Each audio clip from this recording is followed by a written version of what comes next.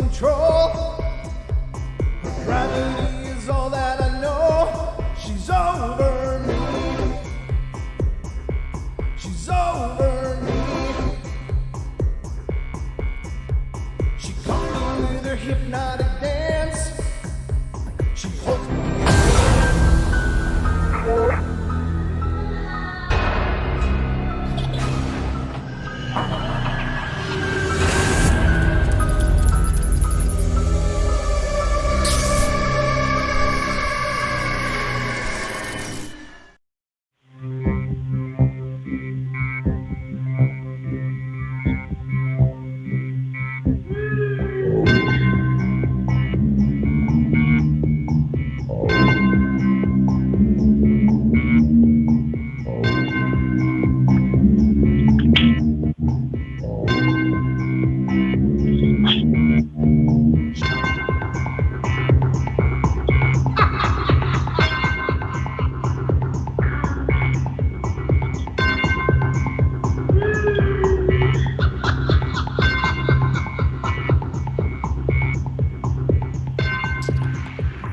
Ladies and gentlemen, welcome to the Saturday edition of the Paranormal Portal. I'm your host, Brent Thomas, and I'm thrilled you're here. I hope you guys are having a great weekend so far. I know I'm having a great weekend so far. It's been really extraordinarily busy, but we got an amazing show lined up for you tonight. One that I've been really excited for quite a while, since we had him on the first time. But our special guest I'll announce pretty soon, but I should probably announce my co-host first. And I'm not alone here. I'm joined by my good friend and co-host, Mr. Don Longbeard. How you doing, brother? Is this thing on? No. It's supposed to be on. Well, it's not. All right, I'll mute you. Right. Try it again. All right. Let me know when you're ready. Okay. Try that. Oh, hi. Hi, welcome to the show. Gosh, it's so nice to be here. I swear there's a ghost in that mic. There might be. I think so. Just be. There's a ghost in that particular little machine. Hi, welcome to Saturday night, and it's gonna be a good one. It is going to be a good one, and I know that this is a show that I've been really excited to tie up. Again, we touched base with our guest one other time, and the discussion was so amazing and so extraordinary, and there was so little we actually got to cover just because of the amount of information.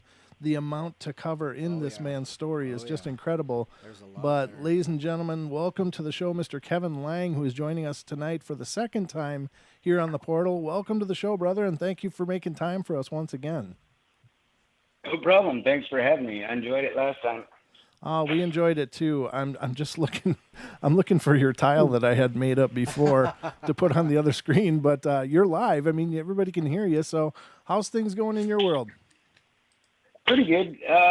We had a rough couple of weeks, but since I was on last, but it's getting back to normal. Well, I'm glad you had a few medical issues, but yeah, that's tough. But I'm glad you got your legs under you again, and that you're here with us once again, because the story that you're telling has to be one of the most amazing and compelling stories I've ever heard in regards to situations and encounters with a Sasquatch. It's just incredible. And ladies and gentlemen, in a nutshell, what we covered on the last show with Kevin was the fact that he was hunting and had befriended, through a course of time, had befriended a juvenile Bigfoot who seemed to be orphaned, that was out in the wilds all by itself. And these two found each other and forged a relationship that has spanned many, many years. What an incredible story. And I would refer you, if you want to know more about what the story, please check out our archives on YouTube. It was just a few weeks ago. It wasn't that long ago. Yeah, I think but it was less than a month, 3 weeks, yeah. Yeah. And about three weeks. 3 weeks, exactly. So 3 weeks ago, Kevin appeared, and we discussed how he met this Bigfoot, which is named Glagg. And so it's been the inspiration for Kevin to create his own YouTube channel, as well as appearing at length on World Bigfoot Radio, which is Duke Sullivan's World Bigfoot Radio, is one of the premier Bigfoot shows in the nation, if not the world. And they did a series of a dozen or more videos covering the story of Kevin and Glagg. It is an absolutely compelling, amazing story. Obviously, in the 2 hour span, we're not going to be able to do it near the justice that it deserves. But in the description of our video on YouTube, I have put a link to Duke's channel. You can go check it out, and I believe it starts on episode 31 of World Bigfoot Radio, and you can hear it, and it spans many episodes. But what an incredible experience, Kevin! And I mean, you have to know how rare and but fortunate that you are to have had these experiences. Yeah, yes, exactly. I know that the chance of somebody having the experiences I have are extremely rare. I'm not saying it won't happen or can't happen, but hopefully that, you know, when Duke and I discussed me coming on the air, he said that if I was brave enough to come on and tell my story, that you'd start hearing more people have, you know, better encounters instead of the scary ones. Right. And I have noticed that start happening in the last year, that there's been, you know, more than me, maybe not the exact same as mine, but people that have had, you know, a quote unquote relationship with a Sasquatch, more so than just a sighting. Yeah. But they're not always bad. Right. And that's the comforting thing, I guess, is that a lot of us would like to believe that there's a real amazing intelligence and perhaps even a compassion with these incredible beings, but there's so many stories where you know, they're mostly fear and terror and you know, just getting out alive kind of stories. So to hear one like yours is really heartwarming. It's like that there is a sincere intelligence and compassion and nurturing in these amazing beings. Yes, exactly. Well, there's so much more to them than, you know, I would have ever imagined when I was younger. I didn't know a whole lot about them, but, you know, over the years of doing my own research and looking into it more and more, you know, years later, you know, it's just, it always got to me that the narrative was that these are bloodthirsty, you know, scary monsters that are just out to get everybody. And it's like, no, they're not. And, but, you know, I never said anything. I was always afraid of the ridicule that, you know, people that said that if they even saw Sasquatch when I was younger would just be relentlessly ridiculed. But, you know, with Duke's help, I geared up for it, and thank God that the paradigm has shifted, and people are, you know, now don't think you're crazy. Actually, if you don't think that there is such a thing as a Sasquatch, you're in the minority anymore, I think. Yeah. You know, it's been pretty cool that within the last 10 years, you know, that whole thought process has shifted. I agree, and that is cool that again people can have that discussion. And I keep thinking back to the first time you're on, you told the story of the town drunk, and his encounter of having a tree pushed down on him, and how he became the laughing stock of the town just because he was, you know, he came forward and said, "Oh my God, this happened," probably thinking he was doing a public service, and ended up, you know, living his life out of a bottle after that because, you know. How do you reconcile that when the people you love and care about turn their back on you? Exactly. Yeah. And what a good thing it was that he, you know, for both of you, I imagine it was a very healing thing that first you had someone you could go to and discuss what you had encountered initially, and then secondarily, he probably felt good that somebody at least validated him. Yes. Yeah. And that, you know, and that's what, you know, even at such a young age, what got me is he told me, you know, don't let anybody see you talking to me about this. That's why we, you know, went out back to where there wasn't anybody else around, because he knew what happened to him and, you know, had enough, you know, compassion for me not to have that happen to me, that he knew not to let anybody in town see me talking to him about Sasquatch. Which, you know, looking back on it, it was terrible, but you know, at least he was trying to protect me, I think. Yeah, that is cool. And that's nice that that he took a big brother kind of role there for you and took you under his wing, at least privately. Yes. Yeah, and I'm glad that you had that resource. But in hearing all of the stories, of course, maybe before this you really hadn't heard any, and I understand what that's like, being young and having some kind of experience, but not really equating. Did you know? I don't remember if I asked you this last time, so if I'm repeating myself, I do apologize. But did you know that Glagg was a Bigfoot as soon as you saw him? Like you knew that's what he was. Not immediately. I remember I was half asleep the very first time I saw him. Sure. Okay. But when I got down out of the tree, when I got back up into my tree stand, it was all starting to click that, the previous year, the very first one that I ever saw, when I was hunting that first year and saw that Mr. Big Guy, man, he was huge. I didn't know, I'd heard of Bigfoot, but I hadn't seen the Patty film. I hadn't, read anything about him. I was just a kid, but, the only thing I heard about Sasquatch was the one that pushed the tree over on, the crazy guy in town, supposedly. But when I saw the first one, I had no clue. It was just monster. Yeah. And, because the size of it, it's just something that is so far beyond, what you can think or imagine. And here it is standing in front of you. That is a monster. But right. What I did learn in the interim between that first one and meeting Glagg, I did figure that, holy cow, this is probably a young one of these because of his size compared to that big one that I figured was probably a mature male. Right. It was all just guesswork, but I figured with the size of it, holy cow, he was huge. So this one was probably a young one. I figured he was probably about my age, but knowing what I know now, he's probably a bit younger than me at the time. And you were how old at this time? 15? 14 or 15. I don't remember exactly. It was probably right after I turned 15, that hunting season. Okay. That next one. No, I didn't ask you last time, but this is kind of a curiosity to me. But when you had this meeting, so you met this amazing creature. I don't mean creature in a disparaging way, so forgive me if it comes off in any way. But I like to say being because I believe they're not creatures. They're not just these animalistic things. But exactly. When you had this long experience, you went home. When did it occur to you that you may need to look after this guy, or had it already occurred to you before you actually went home the first time that he was all by himself? It was,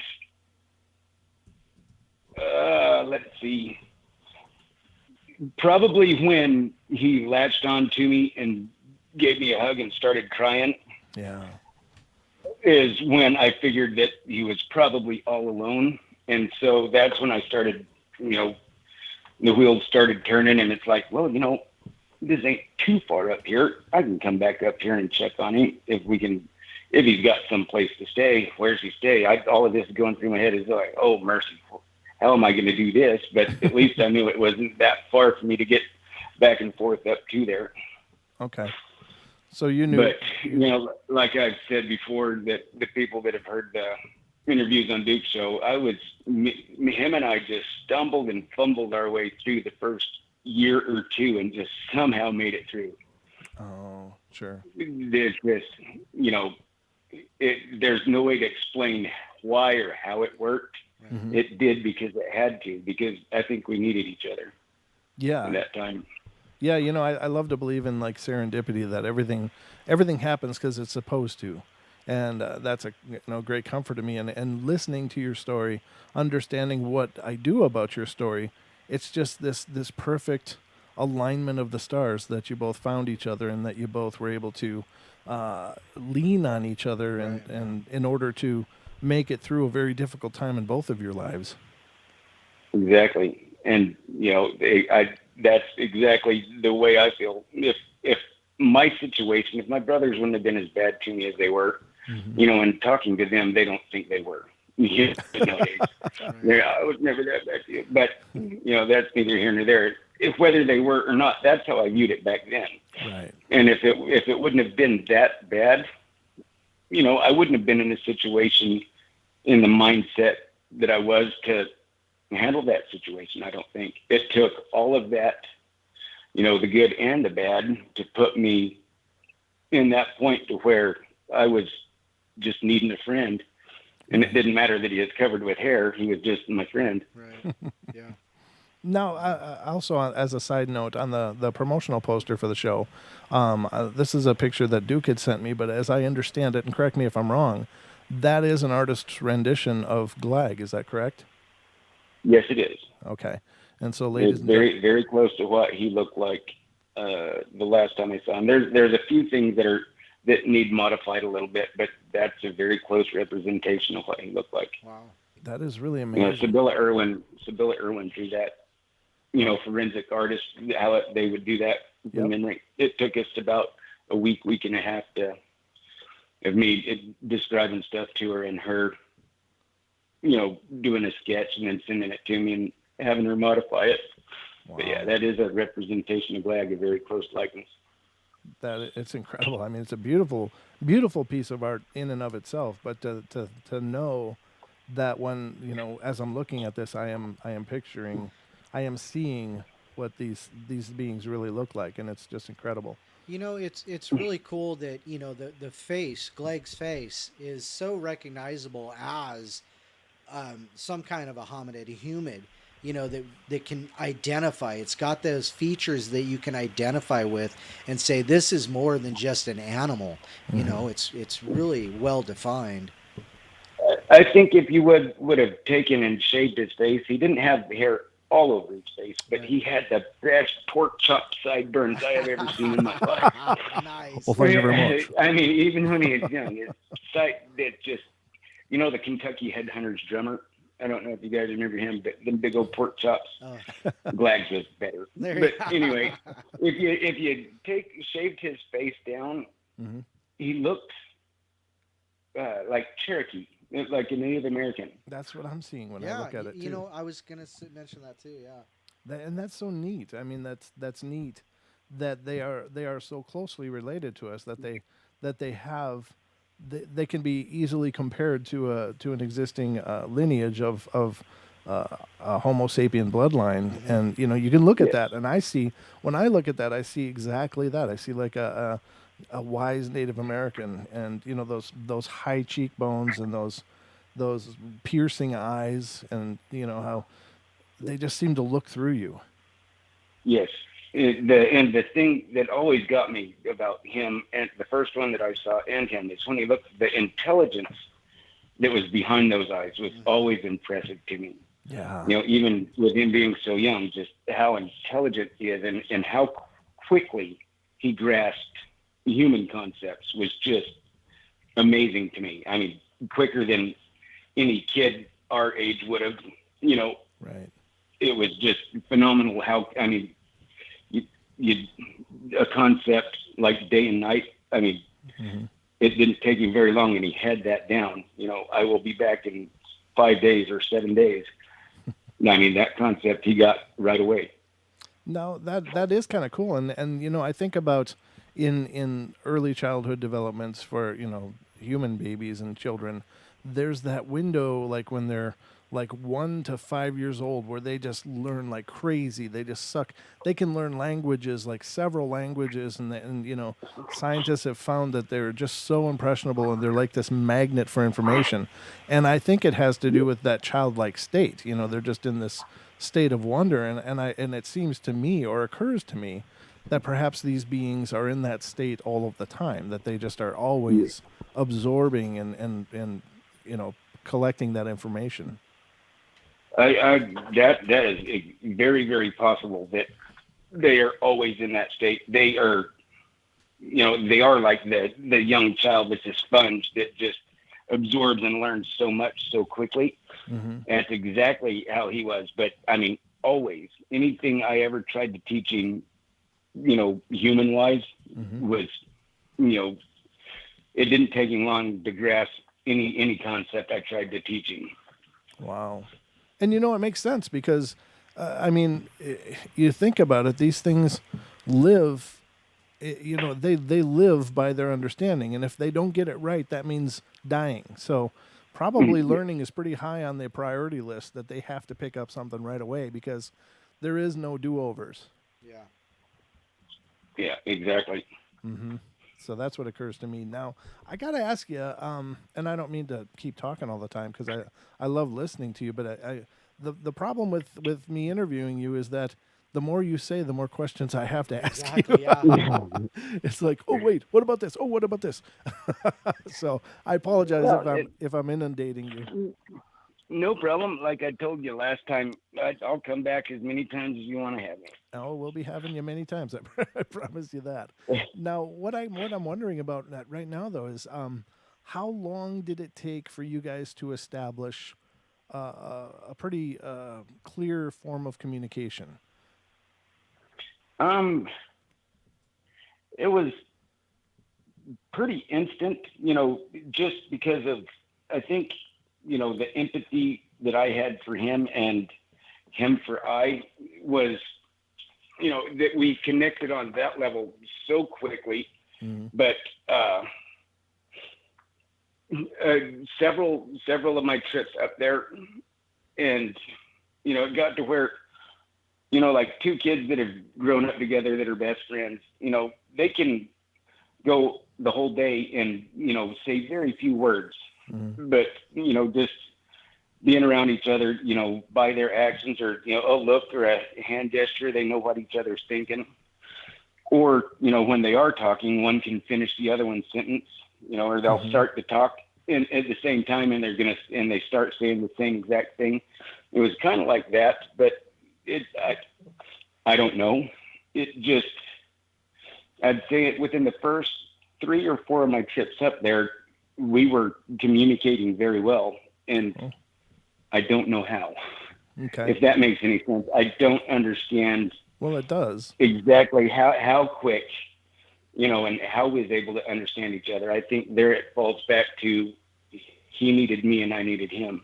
Right. Now many people talk about, and including like Les Stroud and stuff has referred to this, but he talks about mind speak. And I think that's an amazing concept, and I'm sure that the natural world probably does communicate that way between like wolves in a pack and or other ungulates and things that they communicate energetically, if you will.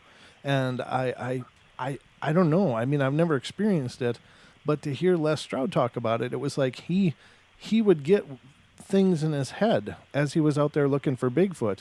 And he mentioned it on the 500th episode when he was on with Wes on the Sasquatch Chronicles. But he said it was just like this unmistakable feeling in his head that it wasn't the same as any other thought that he would have. It was just like, this power, this humming presence in his head.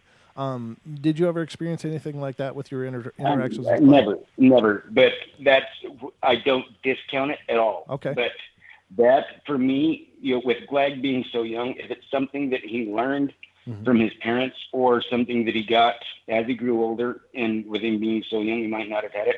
I never saw anything that would be quote unquote paranormal. Sure. Everything was natural, but his natural abilities, most people would think was paranormal, just with how quick they can move and how incredibly amazing they are at blending into their environment. But, I have seen stuff since Glagg, in my research later on in life, and the stuff that I've seen, especially recently, that, I don't know. There's some stuff that I don't know what's going on. It's above my pay grade. But with Glagg, I never saw anything like that. Sure. But like I said, if he was so young, that's possible. Or if it's something that he would learn later on, or learn from his parents, maybe he hadn't got it yet. Sure. But I'd never seen anything like that with him. Now, I got a question for you, though. How many friends did you have up to this point in your life?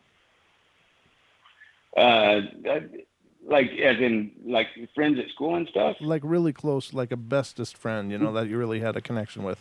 Did you ever have the... Well, that was the thing, is we moved around a bunch when I was younger. Right. My dad was a missionary, and when I was really young, and so we, didn't stay anywhere too awful long. And Sure. but when we moved there, I had a couple friends that were good friends, but up until that point, Glagg was my best friend ever. Oh, Up sure. until I got older. Well, there's a reason that I'm asking Because that, but unfortunately, we're moving towards the first break. But there's a reason I'm bringing this up, and it's not to be really nosy into your personal life, but I have there's a method to my madness, believe it or not. Finally. Once in a while, anyway. But I guess I'll probably get into it on the other side of the break. But do you think that just quickly, we got about a minute left before the break? Do you think that he already had an understanding of some English words, but that when you first met him? I think so. Probably with knowing what I know now about how we are their entertainment and we are what they watch, and Yeah. he probably had some, experience with watching humans and understanding Okay. to a certain extent. But when him and I met, it, just advanced a lot farther than it would have Okay. had him and I not met. Oh, sure. Yeah, there's no question. But it's just such an interesting, amazing thing. And I, as you're talking, I'm in my head, I'm going, like, putting myself there, trying to understand what that must have been like. I'm just, for me, I would have think, God, there's a little Sasquatch, but where's mom and dad? You get that baby bear cub thing going on in my mind. It's like, is this when the adult comes out and mauls me? That's what occurs to me. But I'm certainly glad that wasn't the case. But I'm also heartbroken that wasn't the case too. But Yeah.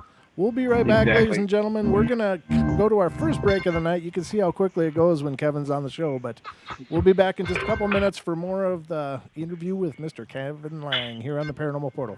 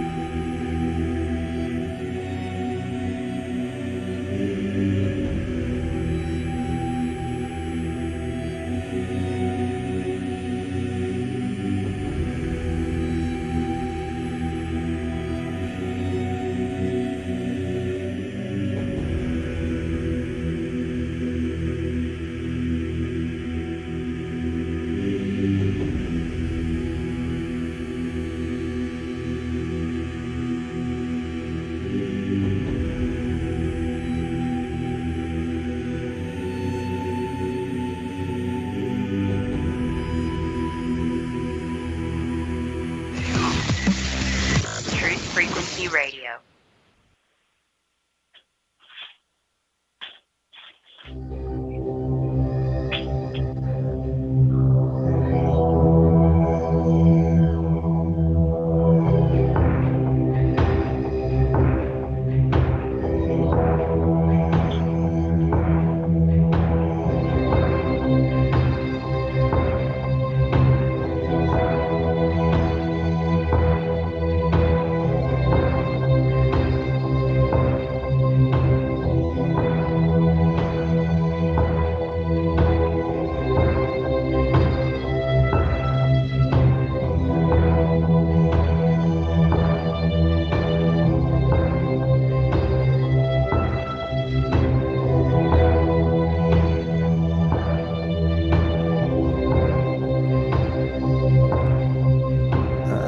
Welcome back, ladies and gentlemen, to the second half hour of our show. We already went through the first segment really, really quickly, but Don and I are joined tonight by our special guest, Mr. Kevin Laing, who is joining us.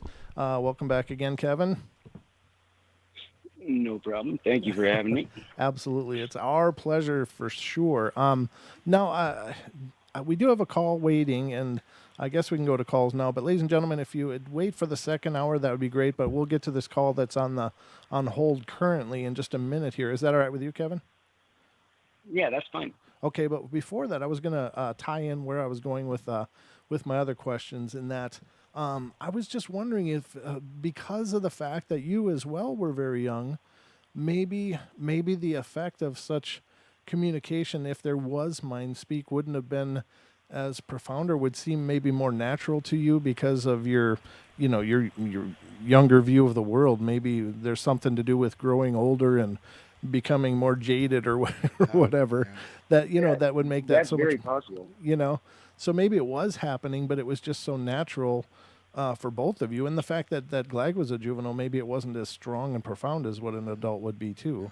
But it just seems, as you said, you don't know how, but you were able to do it. You guys were able to communicate perfectly. So it seems whatever was going on there was just so much more than just hand gestures and, motions and, with some syllables thrown in. It seems like you guys had this real profound connection right off the start. I think there was a connection, whatever you would call it. That's very possible that it was, more to it than that I just didn't realize at the time. Mm-hmm. And remember, I have had a stroke since then, and there's unfortunately a lot that is gone. Okay. Because that was such a profound part of my life.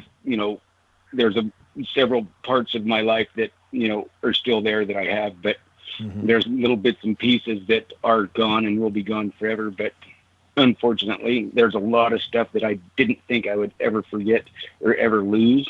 Yeah. But because of my stroke, it's aggravating that I know that stuff is gone.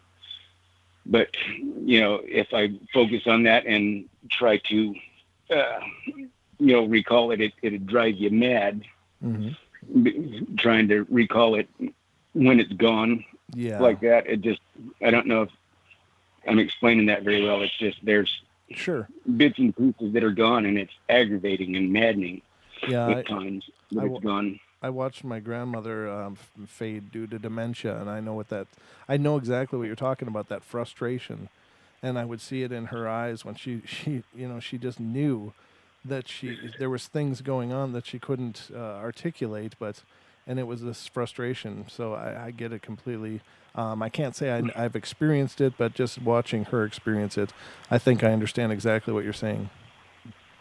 Yeah. One thing that has helped tremendously is going on Duke's show and doing my live chats every week. I think I've missed 5 now. I missed one because of my daughter's birthday just a couple weeks ago. Aww. But the live chats and letting people ask me questions, unscripted, just get on there on the internet and let anybody ask me any question. That has helped with recollection a whole bunch. And good. I tell everybody every Sunday night when I do those that it helps me as much as it's helping you guys. I enjoy doing it because it is helping me a lot. Good. Yeah, and ladies and gentlemen, what Kevin's referring to is on every Sunday night on Kevin Laing's Glagg channel. He does a question and answer kind of a session, and you can check it out and go on there and ask him questions if you want, and if you have the desire for to understand this even more.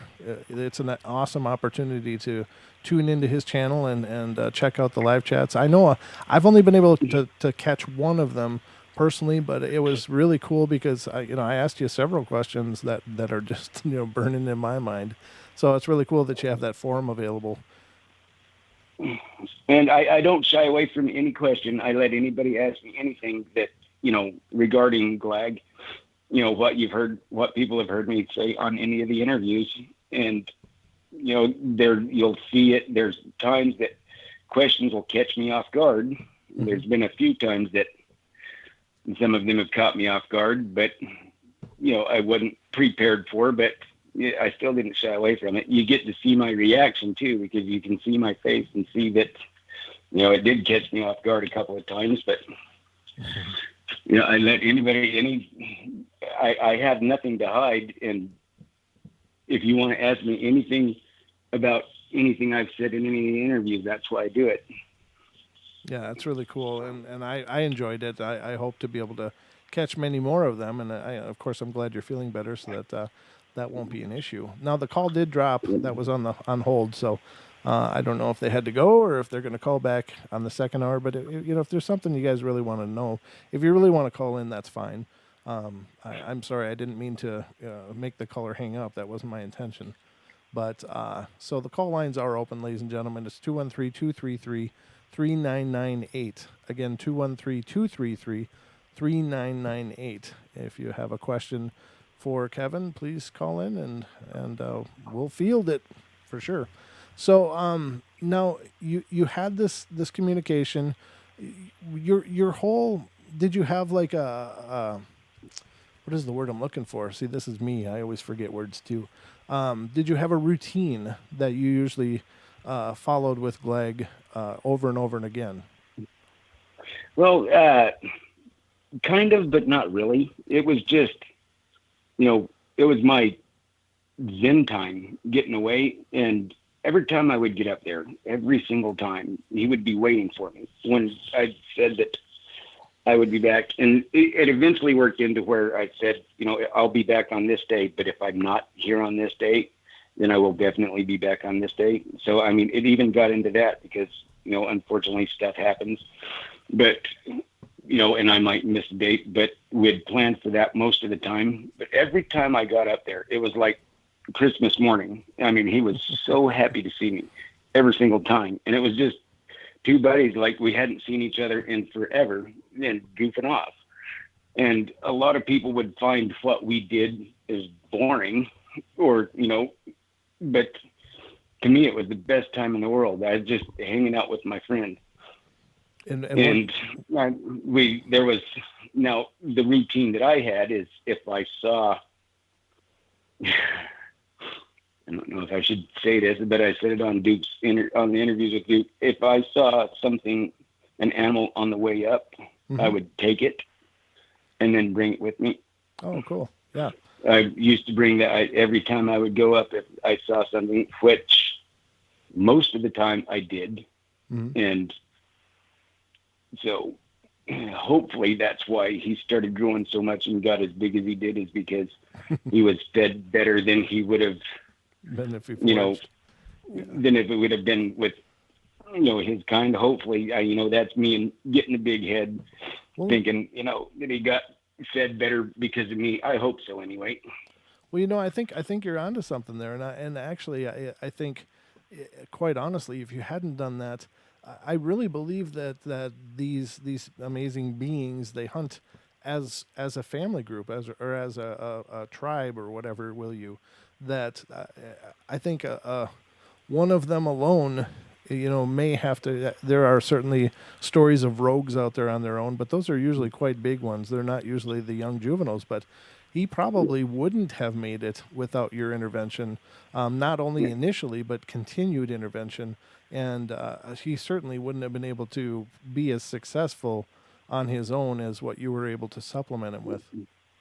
Yeah, and remember I told you when the very first time I saw him, the impression that I got was he was starving, especially with how, what was left over from when I killed my deer the first time I saw him. Yeah. The gut pile was gone. I mean, just everything. And it's like, holy cow. Yeah. And, the sounds that he was making when he was trying to get the deer that was hanging in the tree, it just made me think that he was starving. He was, it was, man, it was awful. It was desperation. sad, the sounds that were coming from him, when I realized after the initial shock of coming down out of the tree and realizing, holy cow, that's not a person.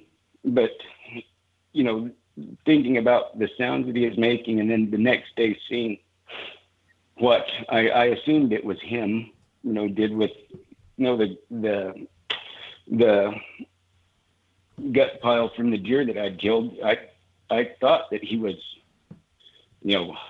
extremely hungry or starving to death. Mm-hmm. Wow. Yeah, exactly. That was just the impression that I got. Yeah. No, I can totally relate. So it was like sounds of desperation, like he totally needed that. It was like a whimpering kind of sound, I think how you recalled it, right? Yes. Oh. Yeah, it's so amazing you were right there. That is so amazing. Thank you, Thaddeus. Mm-hmm. Thaddeus says Paranormal Portal is awesome. That's awesome. Thank you very much. I welcome you to the show as well. I see there's a lot of new faces here. I'm sure some of them are from your group as well. I don't know everybody in the Glagland groups and World Bigfoot Radio, but thank you to all of you who have shown up tonight to support both the Portal and Kevin in telling his stories and sharing it with all of us. Even though you've already gone over this with Duke, it's still very brave to come out and onto different forums and do this. So, and I really thank you for doing it. Not that I'm trying to close the show, but this is no small thing. Yeah.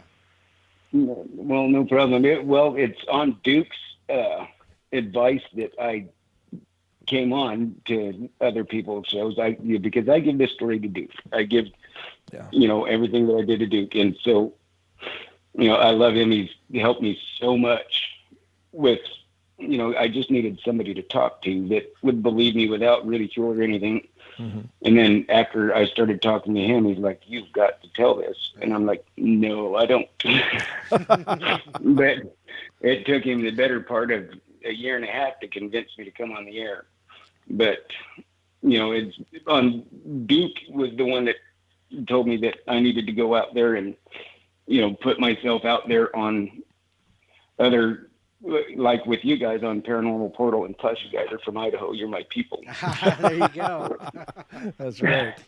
So, and, it's not anything about me. It's to let people understand that there is a totally different side to this than the narrative that has been stuffed down our throat for so many years. They're not. There's some out there that are dangerous, and there's some things out there that look a lot like a Sasquatch, but are not. Mm-hmm. That, unfortunately are extremely dangerous. If it sees you before you see it, you're probably going to be on the menu. Mm-hmm. And, at a glance, it would look a lot like a Sasquatch, stuff like a gugweet. Oh, okay, sure. Or that type of thing. But, the Sasquatch people, I believe they are people, not animals or they are a being. They are a type of people. There is so much more to them than we have ever been led to believe by, what has been told before. I think that was maybe not part of the cover-up, but it's part of, the misdirection. And that we can get into that eventually from what I believe that they are mm-hmm. and what they're here for. Oh, please. I think that, there's a reason why they are the way they are, and they're so compassionate. And I think that one of these days we're going to rely on them heavily. Mm-hmm. That's when it comes to the end times. Yeah, I would say that's probably very true. Many people have likened them to the guardians of the forest, to the the watchers, to so many other titles and roles. But I can tell you, personally, I'm absolutely thrilled that you came out and told these stories, just because I was hoping that this was the case. I was hoping that they were these wise, compassionate beings, and without without your without your validation, that certainly was still a question mark in my mind. We have a few. There's very few Well, people. and that. Go ahead. Go ahead. Well, I Oh, was okay, wait. just going to say there's very few people that, and I can count them on probably just a few fingers in the world that have walked, anything close to what you've experienced. And Yeah. I've never heard of such a long-term relationship and ability to, bond and befriend on such a profound level these amazing beings. Well, and that's why I knew it was going to be hard for people to believe, Mm. but because, first off, everything that you're told before I came on the air is these are, bloodthirsty, killers. No, they're not.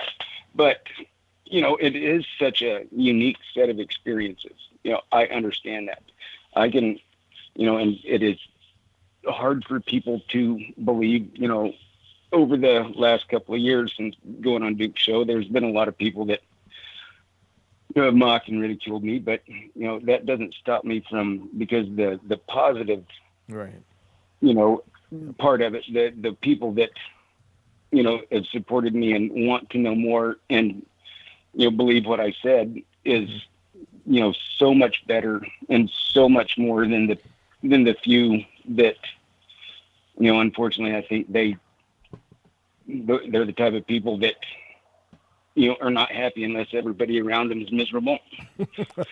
But the amount of good people that I have met from going on Duke's show, I have met more people than I can count that are just good, honest people that it's been a great experience that way, just putting me in touch with good people that want to know what I have to say, because I know they are such a unique set of experiences that, I understand for some people it would be hard to believe, if it wasn't me and I was listening to somebody else tell it, it'd be hard for me to believe. I understand that.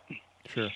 But every once in a while it still gets me. It's like, I cannot believe that he talked me into going on the air. Yeah, well, he's a silver-tongued man, that Duke. Yes. But I think we've all benefited from that, and to perfectly transparent, it is hard to believe, but I do believe in you, and that's the difference. The story is hard to believe, but I believe in you because I in your telling of it, The sincerity. I heard the sincerity. Yeah. I heard the pain as you're recounting these emotional events when I was listening to Duke's show when you were recounting it, and I'm thinking, either this guy is telling the truth or he should be winning Oscars, because he has got the strongest command of emotion of any actor I've ever heard. Right. So and I don't think you're a good actor. So. Well, thank you, and thank you. I am not a good actor. I can't lie. Yeah. I will give myself away every time I lie. Ask my mom. Yep. But ask anybody that knows me. Actually, I won't say that part. But I got into trouble for being over the years from being honest to a fault. But sure, that you're just taking my word for it. But ask the people that know me that I grew up with. Mm-hmm. But it is hard. It is very difficult, and I appreciate the kind words and the support, and thank you for believing in me. It was extremely difficult, especially because of that. I didn't want. Here I am, a grown man. I'm masculine. I'm a tough guy. Yeah. And for the world to hear me get choked up and. But it's honest. Doing it right now. Yeah. But well, Yeah. for I mean, because it's such a important part of my life, and it does mean that much to me. And, those times that were difficult, especially something we'll probably get into on a different show, but sure. It is very difficult. And I am not a good actor. Yeah. That's why I'm not in Hollywood. And that's why I believe in you. Cause I mean, I hear that, I hear that emotion, and I hear that insincerity in what you're saying. So, and ladies and gentlemen out there, take it or leave it. It's up to you. But, just think about this for a moment.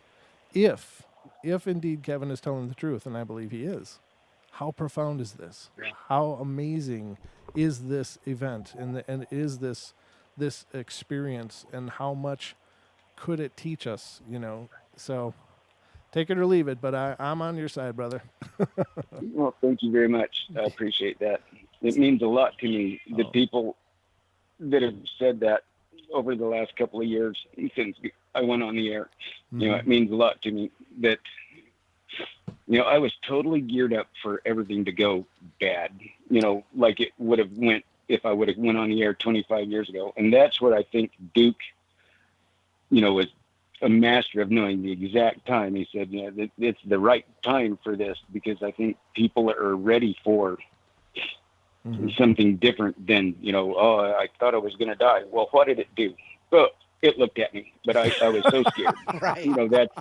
That's that's a lot of the experiences that people have, encounters. Oh, I was so scared. I was scared to death. Well, what did the Bigfoot do? Oh, it looked at me. But, I understand that, because the first time you see one, I can explain to you what you're going to see and how, just huge they are, and how it's going to blow your mind, and it still won't prepare you. No.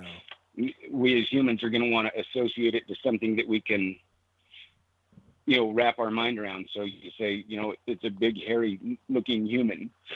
So you think of Andre the Giant covered in hair. And when you go out in the forest, and if you actually see one, you see something big as an elephant covered in hair. It just kind of blows your mind. And it is terrifying, just because of the sheer size of it and the sheer, how your mind just can't wrap around what it's seeing the first time. Right. Yeah. I mean, it's like a furry Incredible Hulk walking out. It's just like, oh my God. Yes. So go ahead though. I'm sorry I interrupted you again. It was just about that. It's just, I can understand why people would be scared and think it was they were going to die, because it's something that it is so hard for your mind to wrap around what you're seeing. And it's terrifying. Oh, I can't imagine. If I wouldn't have been friends with Glagg, putting myself in some of the encounters that I've heard about on other shows that people, the first one I saw, I was the exact same way. I couldn't move. I couldn't do anything. I was terrified. So I know exactly how it is. But then my experiences after that, I know that there is a different side to them, and I've over the years have noticed that there's most of them are just curious. Right. Yeah. And just want to observe. And just for clarity, ladies and gentlemen, there are more than one type. We're talking about the Glagg type here tonight, which is the type 1. Is that right? Yes. So there are other types, as Duke discussed when he was on the show, and as other people have discussed as well. And we're not saying they're all gentle giants and stuff. I mean, if you see something big and hairy, I guess always choose caution and try to move away. But don't hug the Wookiee. Don't hug the Wookiee. They may not like being hugged, and but I do understand that amazing fear, because I think seeing one would have to be about the most emasculating experience that a guy could have. I mean, you would just feel like a toddler. Your whole paradigm shifts, and luckily mine shifted when I was so young. When I saw the first one, you're told your entire life that there's no such thing as a monster. I wasn't thinking Sasquatch or Bigfoot at that time. It's like, I've been told my entire life monsters aren't real. Mm-hmm. What was that if it's not a monster? Right. Something that is, 12 plus foot tall, easily 1,800 pounds or more, running down a bull elk. If that's not a monster, I don't know what is. Right. Wow. I can't imagine. And then the size of the rock that it just flicked away. It's just It just, with a flick of the wrist, it shot across the ravine like a bullet. Wow. Eesh. That's all kinds of scary. But we're gonna move on now. I do see, I see you on the call board, Diane. We'll get to your call after the break. We're just about 45 seconds out from the break. But ladies and gentlemen, already? Yeah, that's how quick it goes. Time flies in the portal. It always goes fast, but there's some shows where it just screams by, and this is certainly one of them. But if you'd like to call in and be a part of the show and talk to Kevin, please feel free after the break. 213-233-3998. Again, 213-233-3998. And we'll be taking calls in the second hour. So, Diane, hold that line. We'll get to you as soon as we can. And ladies and gentlemen, if you're not already subscribed, please subscribe to our YouTube channel. And please like the stream if you would, because that definitely helps the portal to continue its amazing growth. So we'll be right back, ladies and gentlemen. Don't go away.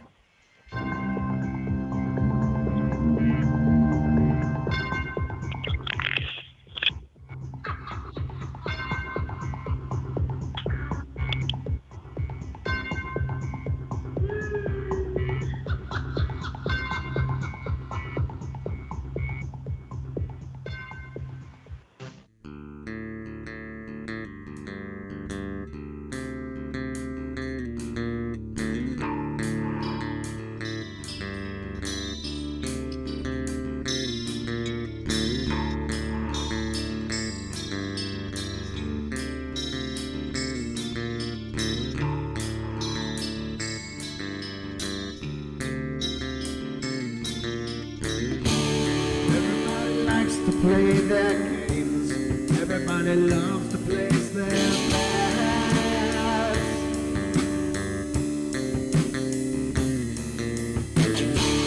They don't understand the price I paid. They don't care to comprehend.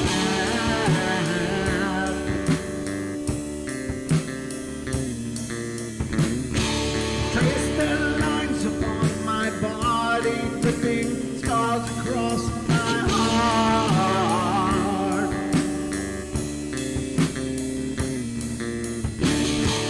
Raging anger pours inside me as their lies keep falling apart.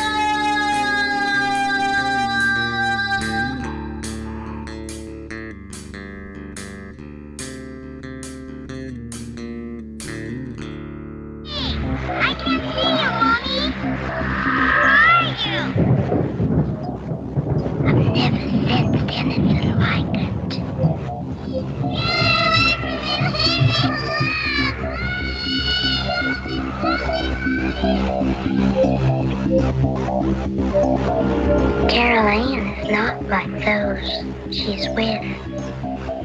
They're attracted to the one thing about her that's different from themselves.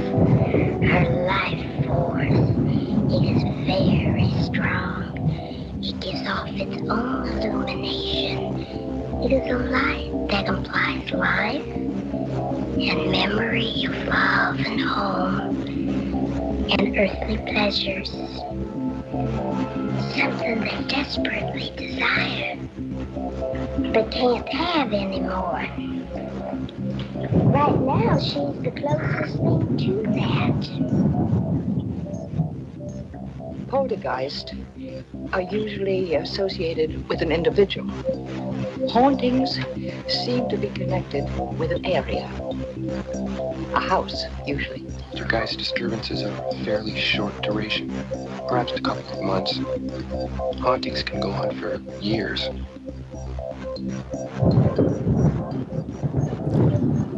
They can go on for years and years and years, but the portal can't, unfortunately. But we'll keep coming back over and over, right, Don? Yes, absolutely. Oh, headphones. Yes, sorry. Hi. I got wrapped up in chat again. Oh.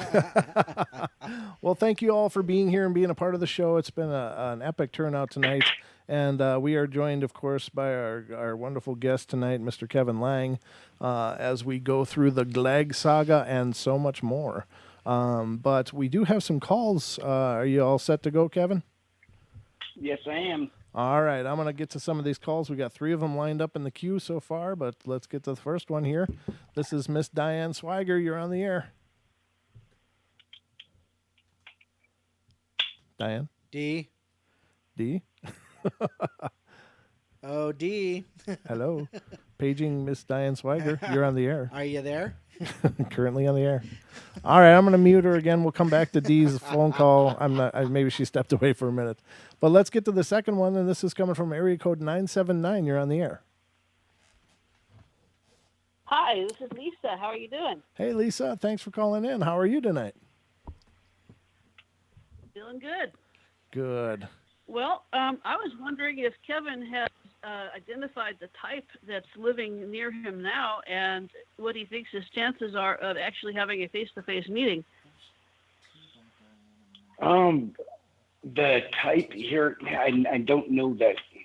I think they're type 4 is what the type would be. I'm not exactly sure, but they're the ones that are not quite the same size as Glagg, a little bit smaller, and they are the ones that have like the sagittal crest, a little bit more, what would it, like ape looking, but I believe it's type 4. And for the chances of having a face-to-face, I have them come right up to my back porch. Mm. Wow. Would you want a face-to-face? Do you think they're reasonably friendly? Yeah, I think they're just curious. Yeah, like I would be in their situation, but I wouldn't be opposed to it.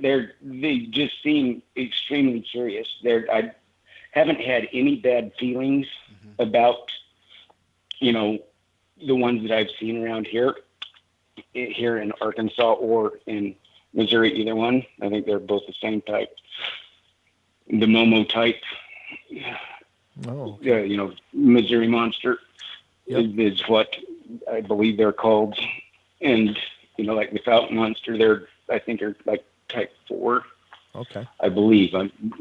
But, I have a pretty good relationship with the ones that are right here off my back porch. I haven't had like a face-to-face, but, I know when they're here. I know when they come up very close. Are they the ones that threw that tree stump up in the tree, I suppose? Mm. Yes. Wow. The Sasquatch construction. Yeah. I don't. And I wasn't able to get a picture of it. I will try to take a picture tomorrow, but there's a couple more. There's a tree stump up in the trees on my side of that road. Oh, now wow. that I noticed earlier today. And right down the road from me, I didn't know it until I went to town to get something to drink right before, we started tonight. Uh-huh. I didn't realize out of Red Bull. Don't tell everybody. But there's a big old huge tree that is down across the road that they actually had to cut up to get out of one of the lanes on the road. Big old huge tree. I'll try to get down there and take some pictures of it tomorrow and send it to you guys. Oh yeah. No. Do you have neighbors around you? Are they noticing these stumps up in the trees? Not really. Where I live is a good friend of mine's property. Yes. That he has the house that I live in is on his property, and the closest neighbor is, other than him, is a mile or so away. Oh, okay. Well, then I suppose they probably wouldn't notice, but excuse me, I'm a little froggy. But that's the kind of thing I would think everybody would notice. It's like, well, how'd that happen? The road that is down below my house, it's just the traffic that lives back over behind me, over across the ravine that's down there. Uh-huh. It's probably 2 or 3 miles around. You have to drive up and around and back over to there, but straight across from looking off my back porch, it drops down across the road and across the ravine, and it's miles and miles of nothing but forest that's super thick. Okay. Now, before I ask anything else, Lisa, was there another question you had? I'm kind of took over.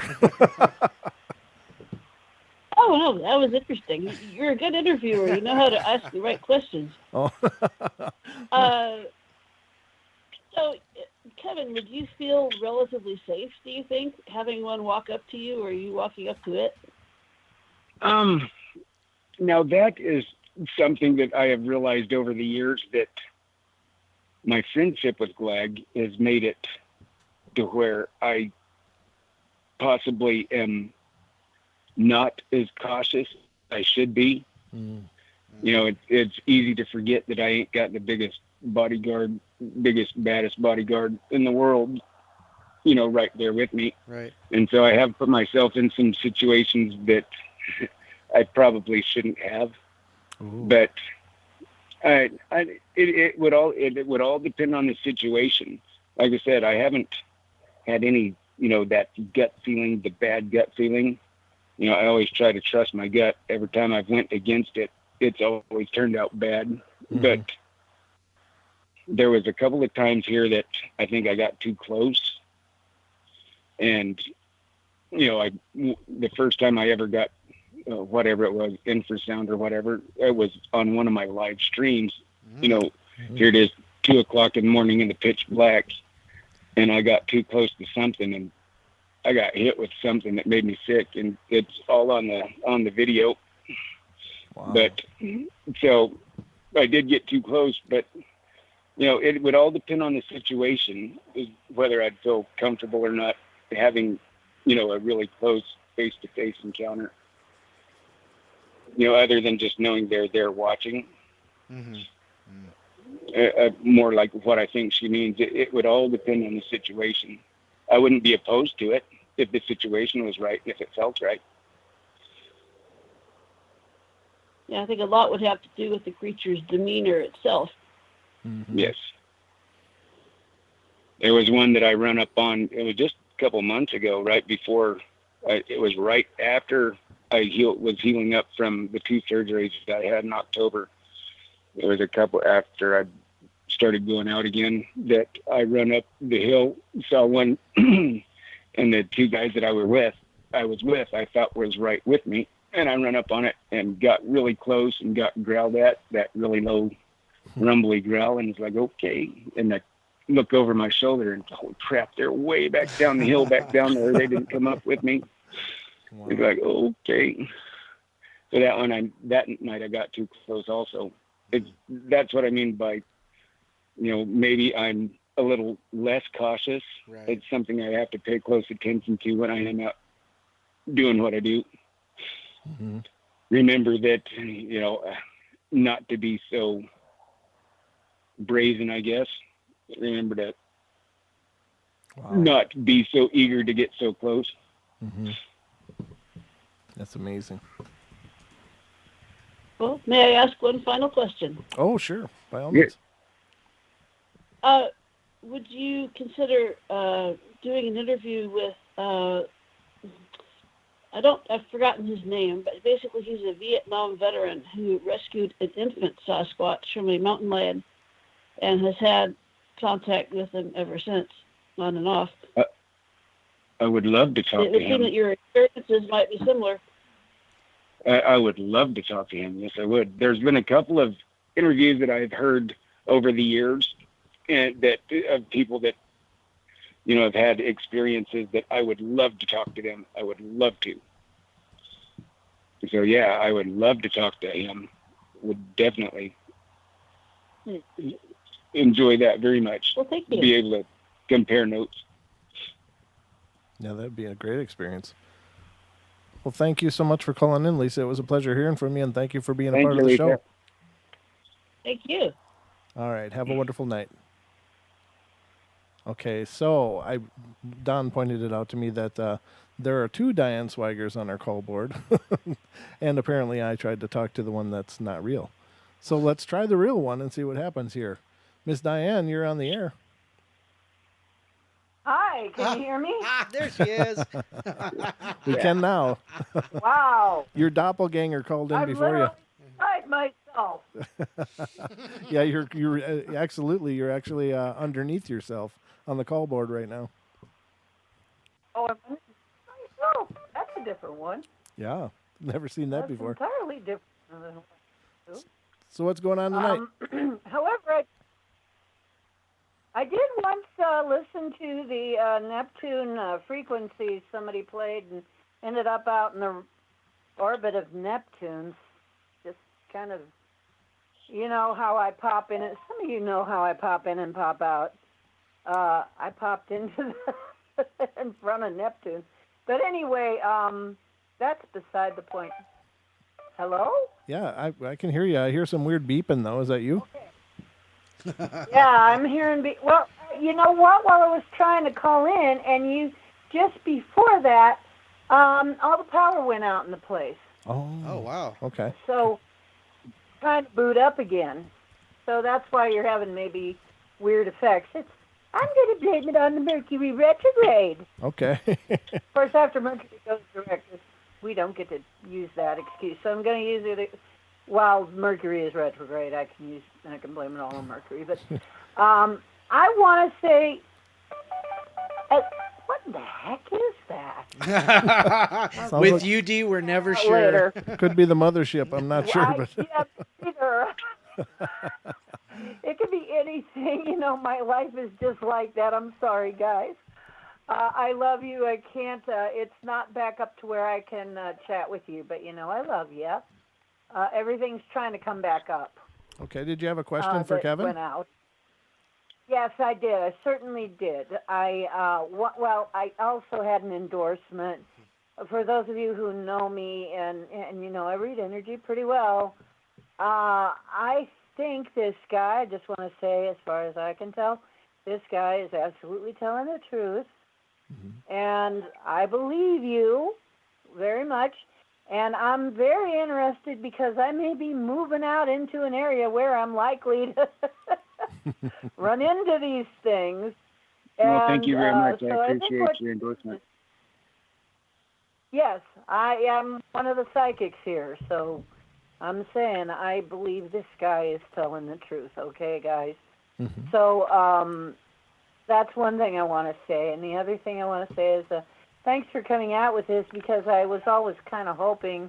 I mean, I've heard all kinds of different stories about what these beings are like. And, I mean, the whole range of all the way from vicious animals all the way up to kind and benevolent beings, all the way up to, everything in between. So it's kind of nice to know. What I wanted to ask is, as I was listening to all these things, there's one they call Teen Wolf because he's very friendly with people, but he's a younger one. And and a couple of I mean, as I'm cruising the internet, I've heard this come up a few times. Do you think, or do you know, if this young one is actually maybe that guy that people report as being the friendly one that will actually come up to people and acknowledge them, and like, you know what I'm asking? Yeah, Could it be yeah. the same? Do you know the location? Where is it at that they're seeing him and he coming up to people? I don't know. I would have to listen, but I know in my course of watching all these things, I have at least twice heard somebody mention, and it seems like people know about this. One that is a young one. He is a young'un, and he is friendly with humans. And I mean, the others will be like all stand back, and he'll like walk up and be friendly. And sometimes, if people are not showing any signs of violence, or if they show signs of being friendly, they'll just walk right up to them. So That's I'm pretty really cool, wondering. That's pretty cool, but Glagg is going to be a full-blown adult male by now. Okay, well, I don't know what their lifespan is like. I mean, some creatures have an incredibly longer life, and maybe they grow up slower. I don't know. I think if they can stay healthy, I think they live as long as we do or longer, as long as they can stay healthy, as long as nothing happens. But what you're that's just my opinion, but right. What you're saying, Kevin, is that if somebody saw him, they would never take him as a youngin, though. He would be enormous. No. Right. Okay. Yes. All right. Okay. Because I just wondered, because it was here we go with another younger one, or I don't know, maybe it's like human people too. I mean, sometimes the younger generation it could of be us offspring. is a little bit more. Yeah. Oh, that's right. Could be that he has kids that he's taught English to, and has said, well, they're not so bad if you get a good one. Okay, and that was what was. I don't know. That was what was so hard about trying to teach Glagg that, I'm okay, but you can't, it's better not to trust humans. That was difficult. I know it was a weird situation, but hopefully he got it. But, I think they can send, however they do it, I'm not sure. But, they can see into your heart. They can tell. I believe, they can tell your intent, and if you have ill intent in your heart, then I think they know to stay away from you. Mm-hmm. You know what? I'm really glad, because honestly, I would not really want to think that we have another intelligent bipedal hominid on the planet that is actually, I'm glad they have some protection, because we're not particularly nice all the time. We're not. Well, can you blame them for wanting to stay hidden from us? Hell no. If they observe us, look at how terrible humans treat each other. Yeah. I can't blame them for wanting to stay away from us. They observe. I can't blame anybody for wanting to stay away. We're dangerous little suckers, aren't we? Yes. We are. You get a gang of us together wanting to do something, well, we'll mess you up. And anything we don't understand or can't control, we usually destroy. So, and they're definitely something we would not be able to control. And we fear it, so usually that's the stuff that we destroy. Yeah, unfortunately it is, and I've heard they're interdimensional, that they're actually traveling when you see them. I don't know. I know that. What was your? That's something that I never saw anything like that with Glagg. I don't discount it because I know I don't know everything, but it's just something that I never saw and I don't have any experience with. Everything that I saw Glagg do was, actually physical here, earthbound, flesh and blood. But the stuff that he could do, just his natural abilities were, so far beyond what we can even comprehend. Mm-hmm. That was hard to wrap my head around.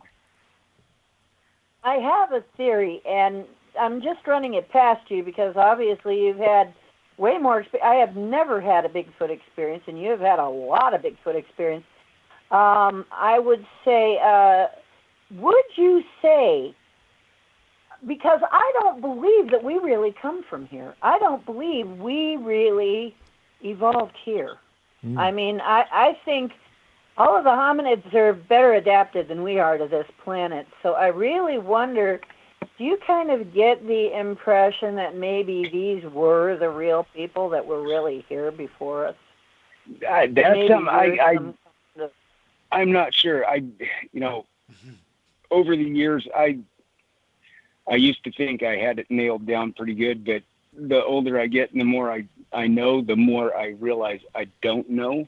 Mm-hmm. And so, that's where it's, again, that's beyond my pay grade. I know there's a lot about them that we don't understand, but, hopefully if everybody would get together and stop fighting, we might be able to pull the information that everybody has. We might be able to better understand these and possibly have a relationship with them if everybody had quit, the backstabbing and everything. It would help to better understand these things. Oh, absolutely. And you know what? On my Divine Parents video, the last couple we're talking about that. It's like you guys have got to quit. Well, I'm paraphrasing. So they say it in their words, but you guys have got to quit infighting. Basically, you guys need to combine all of your information if you want to know what's really going on, and quit. What did they say? Anyway, they're saying we need to quit judging everything that we run across harshly, and and start putting together the information, just respecting each other's experiences. Not if everybody would quit fighting, and what I know is a very unique set of experiences and a unique knowledge base that I have. It's only the experiences I had are with one, but it was over a long period of time. And now the people that have had other interactions, maybe not as long as mine, but if you would pull that all together instead of, fighting and bickering, look at how much farther ahead we would be at understanding them. And that's why I try to avoid that. I don't talk about anybody else. I don't want other people, when you come to Glagland, my moderators and admins are amazing. But it's any question you want to ask, that's fine. But none of the, the typical stuff that goes on in the Bigfoot world, we try our best to avoid that. Because I think that it needs to be a safe place for people that have, if they don't feel safe, they're not going to tell what they know. And that's why I want it to be a place for people to share. Mm-hmm. What they know and their experiences, because I think we all are trying to get to the same end game, to better understand these beings. And that's what I've always tried to do with the Glagland and with my YouTube channel and letting people ask questions. I think if there's something that I know that can help us better understand them, I have an obligation to tell it. Amen. I really commend you for that. I'm grateful. Like I said, I may be moving in a country where I might encounter them, and I might need to know all of this stuff. Because I have paranormal. I just seem to be a paranormal attractor, right? You're a magnet. So a paramagnet. But we're So, chances are, if there's anything in the vicinity, yeah, I'm going to run into it sooner or later. So I want to say thank you very much, and thank you very much for your attitude, being so truthful and brave to come forward, because I know a lot of people, it's very hard to come forward, and it's not like, D. come on, you're not going to turn into a freaking millionaire to doing this, you know? All right, ladies and gentlemen, Not we're gonna go to our break. Thank you so much for the call, Dee. It's wonderful to hear from you, and I'm glad we found the real Okay, you. thank you.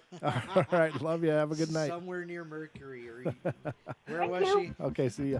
All right, ladies and gentlemen, we're gonna go to our break. We'll be right back for the last half hour, and we got one more call on the board. We'll get to that right after the break, so don't go away.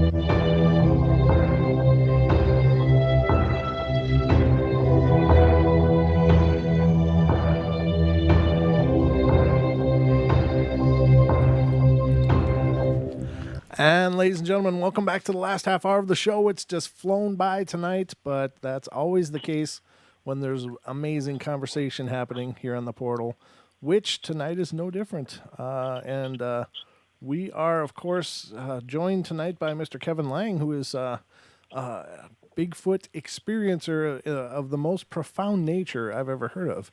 He had a many-year friendship and brotherhood with juvenile Bigfoot, which was named Glagg, or is named Glagg. And thank you, Kevin. Again, it's been an epic journey, and I can't thank you enough for being on the show. No problem. Thank you for having me. Oh, absolutely. So we got one more call here waiting for you. Are you ready for that? Yes, sir. All right, let's put this one through. And this is area code 903. You're on the air. Hello. Hi. Who are we speaking to? Hi, my name is Mary. Hi, Mary. And I'm actually a good friend of Kevin's, and I'm also an admin in his group in Glagland Facebook. Excellent. Oh, wonderful. And I've got the pleasure of actually going down to meet Kevin a few weeks ago, and I'm the one that went to his house, and I don't know that he talked about some of the things that happened that I kind of wanted to bring up. Okay. That was one thing I got to actually hear what I believe was two Sasquatch talking to each other. Oh, wow. It was very late. It was very late when I got there, because I drove from East Texas, and we went out. It was probably 1:30 or 2 o'clock in the morning, and we hear what we first thought was two hoot owls, very deep, very loud. It was a very quiet night. You could have heard a pin drop, and within 30 seconds of us going outside, you could hear like these a hoot owl on the right and then one on the left kind of talking to each other, and then like all of a sudden you heard this very excited sound, and it sounded like almost like people but gorilla sounds at the same time, like they were just sounding like wow, just talking to each other. And I looked at Kevin, and he had this big grin on his face, and my jaw was dropping because I had never heard anything like that before. And I was like, oh my God. And we didn't say anything. Like I was afraid, is it going to last 10 seconds? Is it going to last a minute? But it was just very, very cool. And I mean, it was very deep, sound, like gorillas almost, but but also like people. It was like people, gorilla sounds, and it blew me away. And then I don't think he also told you about, we also seen a very strange light that night. It was a really big light. Like he's like, do you see that light? Uh-huh. And we were looking at it, and I have a really good camera because I research here in East Texas, and I have a really nice camera. And so I zoomed in on it, and what looked like one big light actually looked like 100 tiny lights. Oh, wow. And then as I was watching it on my camera, it turned into one big light.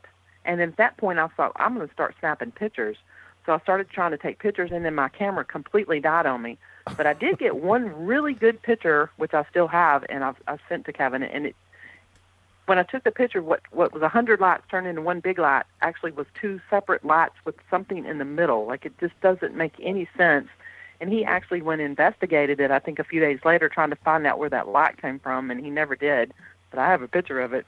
Oh, but also, I was going to say about the trees and stuff. Yeah. And the trees and stuff that was down, he showed the picture of the big tree. Uh-huh. None of that was, when I was there, that was the cleanest yard. There was not even a limb on the ground.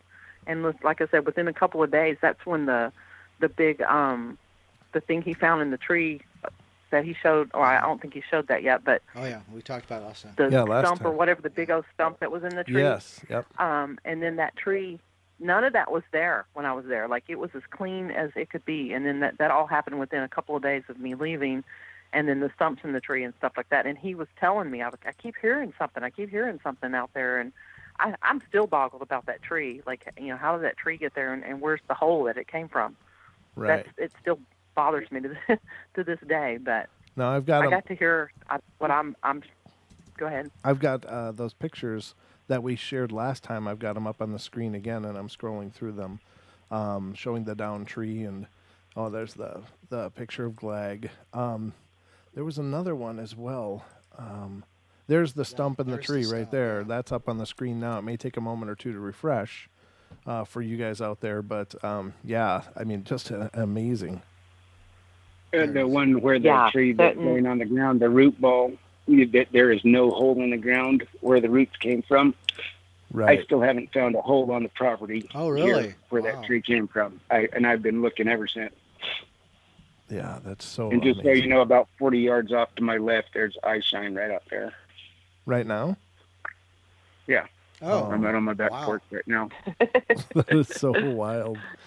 But it was the most cool experience that I've ever had. Like I said, I researched a little bit around, and I started the research because of Kevin and Duke. I'm good friends with Duke as well, and I started, I'm just going to start walking around in my backyard, and I couldn't believe some of the stuff I was finding. So I started documenting what I was finding with structures and broken trees and the bins that are tucked, and just all kinds of stuff like that. And it's because of them. And like I said, I couldn't wait to meet Kevin. And then it's like I come down there and they're like, hello, because, they're talking, they're back there talking. And it was just the coolest thing. And I believe in aliens and ghosts and all that. I've had a ghost in my house. Oh, cool. Her name's Georgia. She died in my house. Oh, good. But nice. so I believe in all the paranormal stuff and things like that. Nice. But it was just, I'm just going to say that with Kevin, it's the real deal. I mean, what stuff that's going on, it's like it's all normal to him though. He's like, see, I told you. And I'm like, oh my God. I mean, I'm freaking out because I had never heard this stuff before. Sure. But it was really cool to have heard it,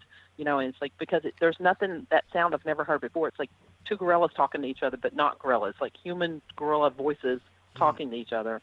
Wow. And then the paranormal weird lights and then all that stuff. It was just really cool. Now, Mary, let me ask you a question, if you don't mind. Do you have a moment? Mm-hmm. Now, so Yeah. you just got into this because of Kevin and Duke and stuff, and now you've gone out in your own yard and you've seen signs of them being around you. Is this one of those things that you almost would have been more comfortable not knowing? Yes. Really, because now. No. Okay. No. No. Okay. No, I'm completely 100% obsessed, and I want to find out more. Okay. Like I talk to Duke all the time. He's like, you need to look for this, and this is how you tell the difference. And I talk to Kevin all the time, and they're both my buds. So I've been completely obsessed with it ever since I found out about it. And like I said, I started walking around, and I was finding like teepee structures and X's, and a break that was so fresh it still had green leaves on it. Wow, yeah. And then I found some very strange structures that had changed. Like I went back a couple of weeks later. In fact, I've been like, I found research partners. I'm like, hey, I need somebody to come with me to start searching. And so I started pulling people, so I've got a couple of research partners now and that go with me, because it's not a good idea for a woman to go by herself. I understand that. Mm-hmm. I've always been warned by Duke and Kevin, don't do that. And I actually grew up, I lived in Falk, Arkansas. So it kind of started with me a long, long time ago when I was 12 years old. I didn't see anything, but I did hear some stuff when teenagers would run out in the woods and like, hey, we want to see if we can hear the Falk monster, so we'd go out there and make stupid whooping sounds because we're kids, we're dumb. And we would hear something back and go, oh my God, and when, of course, we'd run out there as fast as we can. But I was so young then that I, didn't really, I forgot about it for a long time until I come across Kevin's story on Duke's channel.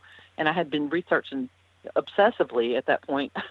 And when I found his story, my obsession got worse. And like I said, at first I would just find stuff in other people's videos and, and I found some stuff in Kevin's videos. I mean, I could show you more pictures next time he's on that I've saved, that, he's got in his videos. That's what I was doing. And then I got to the point where I'm just going to start looking in my own area. Right. And Duke, of course, helped me, and Kevin helped me. Here's what you need to look for. And then the more I found, the more obsessed I became. I'm just completely obsessed now. Right. It doesn't stop me at all. I want to know more. It's just a rabbit hole, right? Once you start going down, I mean, then yeah, that's the rabbit thing. hole. It's a cool rabbit hole. I like the Grand Canyon. Right when you slide in, you go fall into the Grand Canyon in this rabbit hole. Well, see, and that's to me what one of the biggest amazing parts was I had a what I think was a close encounter when I was about 14 or 15. I had a growling right behind me, and it froze me. It just vibrated my whole body. And I grew up in southern Minnesota, where the biggest thing we had was white-tailed deer and no bears or anything in their woods. Oh, wow. And, I didn't think anything of it except that it was always in my mind. And at the time, I had no idea what it was. But years later, when I started getting into the Bigfoot stuff, I learned what kind of signs they attribute to these things and went back out into those woods. And they were everywhere. It was like all of a sudden somebody took blinders off my eyes. And all of these things that should have been obvious are just like, oh my God, what? So it was a real eye opener Yes. for me. That's amazing that you say that, because, like I said, I've lived in this whole area where I'm at now, and I've been here for 10 years, and I've walked these woods and walked up and down, all over the place, and drove four-wheelers and all this stuff, and it's like and people say, oh, if they were around, people would know, but they really don't, because they don't know what to look for. If they see weird structures, they just think the tree fell that way, or it's supposed to be like that, but it's not, and once you know what to look for, and you start, it's like you just said, blinders been taken off. Yeah. And all of a sudden all the things that happen, you're realizing that there's something not right. And then it just made me want to find out more. Right. Yeah. Well, in my case, I felt like just really, I was really shocked because all of my childhood, I was running through these woods all alone, being an 8, 9, 10-year-old kid, being, just running around the woods. And then as an adult, seeing all those things like, oh my God, these things could have been right there, They're watching you. Yeah, they were probably watching me. So really cool. And I agree. I mean, we certainly are a big fan of Kevin's and really admire his courage and honesty and willingness to come forward to be a part of teaching us all a little more about this, because, we're all on the outside looking in, and he was our inside man, so to speak. Right. Yeah. Yeah. If it wasn't for him and Duke, like I said, I wouldn't have learned all the things that I've learned. And I mean, they crash coursed me and go, here's what you need to be looking for, and here's what you need to watch out for, and here's what you need to do. I'm like, and I'll call them and say, well, I look, what about this and this and this, and they school me. Class is in session. That's right. Absolutely.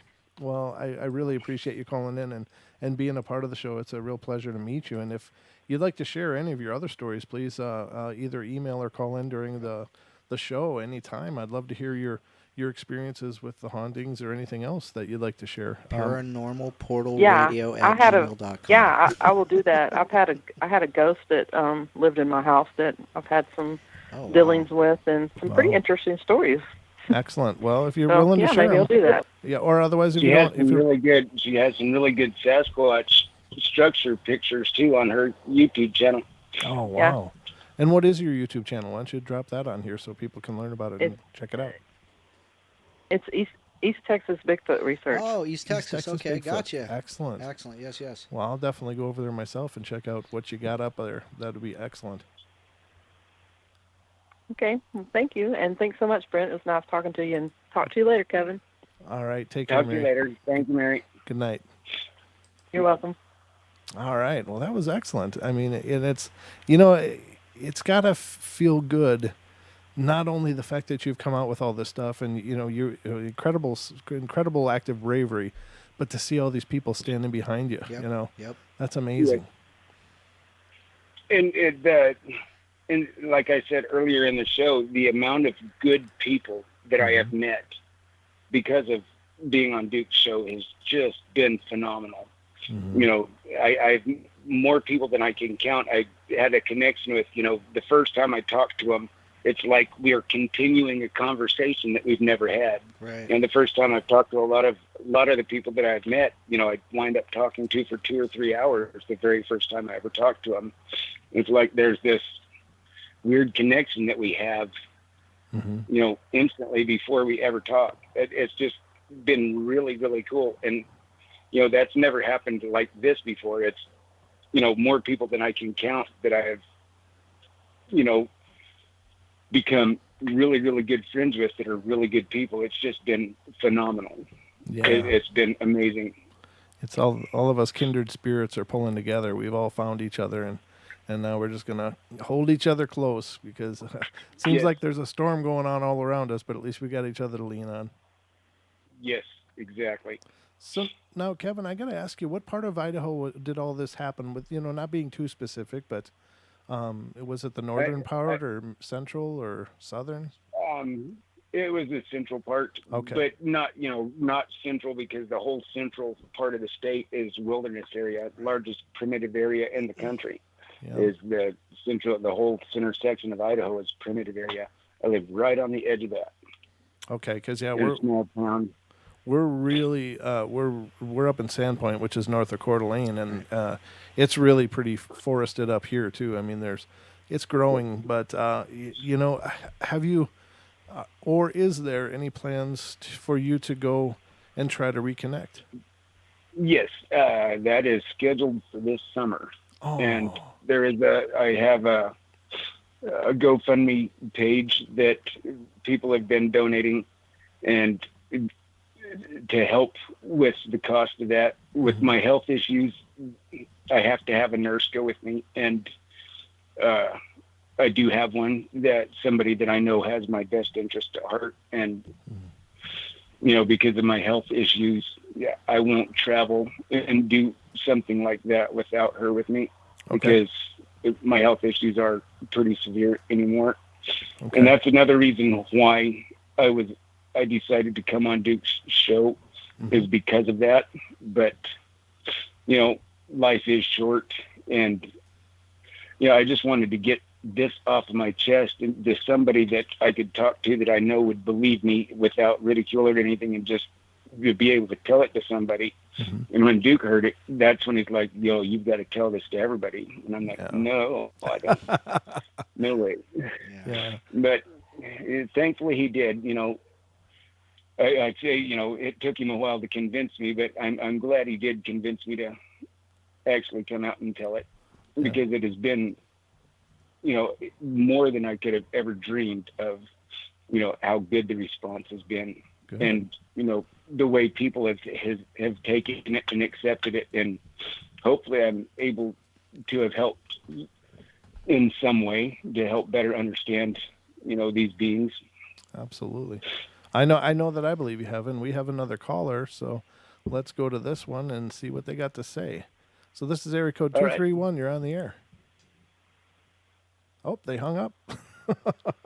I was just going to the call, and they well, I don't know if they hung up. They got disconnected. Anyway, I shouldn't demonize them that way. Like, oh, they hung up on me. No, the call did become disconnected. But if you get a chance, caller, call back. We'll get right to you as soon as you pop up. But what was I going to ask you before that? There was something right on my mind. It's just gone. Oh, I'm getting old. Oh, Jesus. I am getting old. I you know, I'll be. This is my birthday's coming up in just a little bit. Oh here. My gosh, you're gonna be so old. I'm so old. You haven't even asked me what I wanted, Don. So I know what I'm gonna give you. Yeah. My love and support. I'm getting old too. I'm not getting any younger. Yeah. Oh, well, it's my birthday's May 1st, so we got a little bit of time, but thank you. Julia's like, happy birthday. But, you know, I'm just letting you know there's plenty of shopping days left, ladies and gentlemen. Or you could just drop a donation at our PayPal link, PayPal me, Paranormal Portal. It's right there on the, is it on there? It's on the screen. It is. Donate. Yeah. PayPal me / Paranormal Portal. Thank you. But Kevin, I do want you to let people know what is your GoFundMe for this? Do you have that information? Sorry, I don't off the top of my head. Okay. That's one of the things that's hard for me to remember that. Okay. If you look on the Glagland page, it's the Woodland Expedition. I am sorry. Next time I will have it written down. No, we're gonna find it. Don't worry about it. We're looking right now. We're gonna find it. What is your website? Sorry. It's Glagland. There's one on Facebook and there's one on MeWe. Oh, sorry. I was looking for an actual domain. My mistake. Let me get this, and I definitely want to post it up there, because if there's anyone listening that would like to help Kevin make this historical journey, I mean, this would be an enormous occurrence. And, you know, I know people may be anxious to be like, well, hey, you know, if you need help, I'll go with. I think this is probably a very personal journey, and wouldn't be. Yeah, it's got to be people that I trust my life with. Yeah, exactly. You know, and it's got to be, you know, I know it's not going to be anything like it was when we were kids. When I was a lot younger. It's, you know, because he's going to have family that he has to be concerned with. It's just the fact that if I can see him and know that he's okay, that will mean the world to me. I already know that he is. That's something we'll get into next show, maybe. But absolutely. Hey, Kevin, real quick. So I see GoFundMe under the name Woodland Expedition Final Chapter. Is that it? Yes, and all right. yes, I'll get that posted for you. Well, thank you very much. I appreciate that, guys. Yeah, well, the final chapter, meaning of the Glagg Saga on Duke's channel. The final chapter is me trying to go out and reconnect with Glagg again. Wow. Now, in your journey, he took you. Your initial meetings were relatively close to you, but during your time with him, he ended up bringing you back further and further into the forest. Is that right? Yeah. Yes. Well, that's where the first year and a half to 2 years, somewhere in there, I decided that he needed to be farther back away from people, because there was a couple of times to when I was up there with him that people got real close, and it's like, that was kind of funny, because I was a kid not thinking of the logistics of everything. I started looking at places to move him to, thinking with my human brain. And it's like, I checked across the valley where I lived, and it's like, well, if I find a place over on the other side, I can just put him in the back of my truck and drive him across. I never thought about asking Glagg, hey, would you like to hop in the back of my pickup truck and lay down? But, the logistics of it, never crossed my mind. But, that's where I was a kid. But it wound up moving him way further back in to, actually into the primitive area. Yeah. And it took me, half a day to get there after he moved further back in. So it was, started getting, a little bit longer in between times of going back to see him. So it was even more, of a big deal when I would actually get to go back and see him. But that's when he was back there where we would meet. He lived way, way further back in, but where we had meet, was far enough. I mean, 3 or 4 times as far as it was the first couple of years that I would go up. And then that time that he took me back in the first time, way back into where he lived, where he stayed, that was another half a day of him carrying me most of that time. Wow. So I had I could not tell you where we were. Wow. I was turned back around if, that'll get into another night. That's 2.5 minutes. That whole night was difficult. I'll bet it was, brother. But, we're down to about the 2-minute mark here, so let people know how to stay in touch with you, Kevin, if you would, please. All right. Well, it's, I'm sorry, guys. I haven't been able to be on the internet as much as I would like to, but I do finally have a laptop back up and going.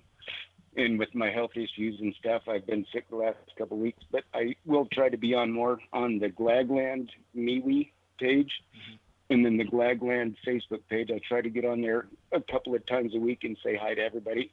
And then on Sunday nights at 8 p.m. Central, I do the live chat every Sunday night. So tomorrow night at 8 p.m. Central is, another live chat. And anybody that wants to ask a question about Glagg or anything that I might have an answer to, I'll try to answer it if I can. Well, that's amazing. You've been an inspiration. You've been, a leader in so many ways in all of this. And thank you so much for taking your time and for sharing your knowledge and insights and wisdoms and your journey with us here on the portal. I'm absolutely honored to have had you on, and of course you'll be coming back as long as you want to.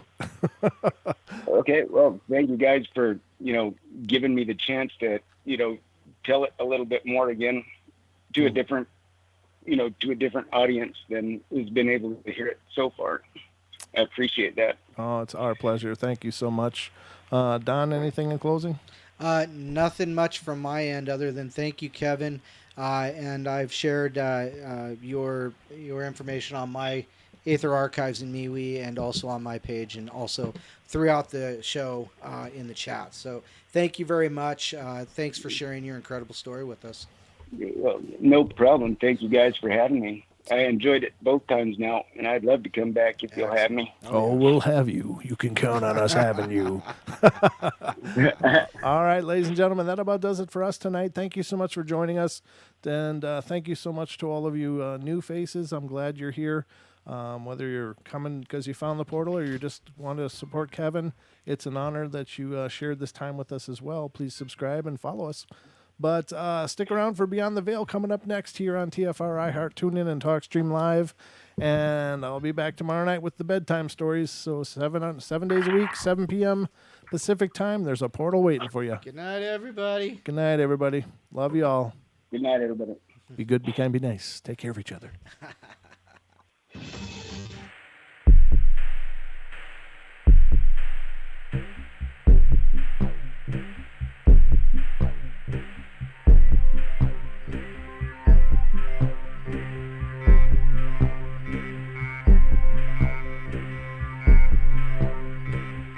Woo!